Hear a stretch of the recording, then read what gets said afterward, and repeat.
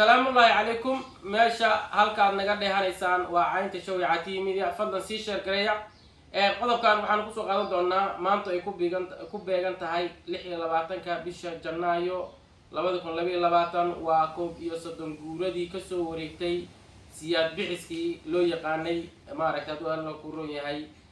ama axadleyda dadka soo galay xilligaas dabcan haddaan niraahno waanu ka sheekeynaynaa koob iyo 30 sano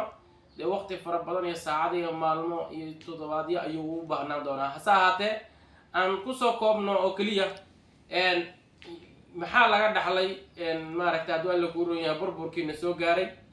burburkii waxayna soo gaaray waxaa ka dhaxlan oo kaliya burbur iyo barakac iyo balambal iyo haddii la ku roon yahay inay nagu bataan asayda iyo agoomaha kaliya inay nagu bataan ayaanu ka faa'iidnay sidaas la mid ah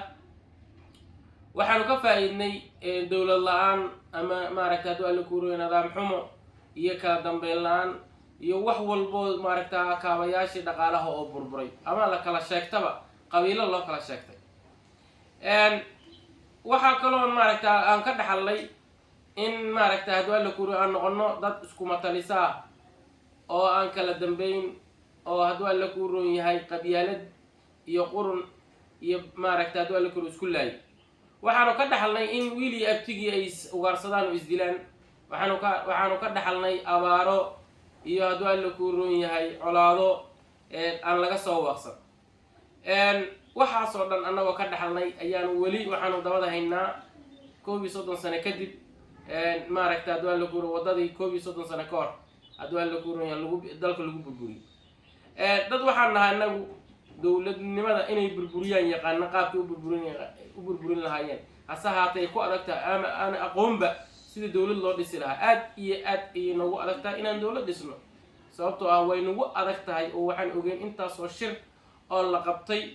oo aan maaragtay lagu wax miro dhal aan lahayn ilaa iyo maanta waxaan lagu leeyahay joogaa un wax xaru mastuur waxaad ogtihiin in maaragtay dastuurka dhameystiran weynay dawladdu awoodi weysa iyadoo nin walbaba maaragtay la ku roon yahay oo dantiisa ka eeganaya gaarka wax kale iska day ummadda Soomaaliyeed telekob rasmi ah ayaa lagu sameyn laayahay xataa markii laga reebo maaragtay nimanka isaa yiraahdo waa go'an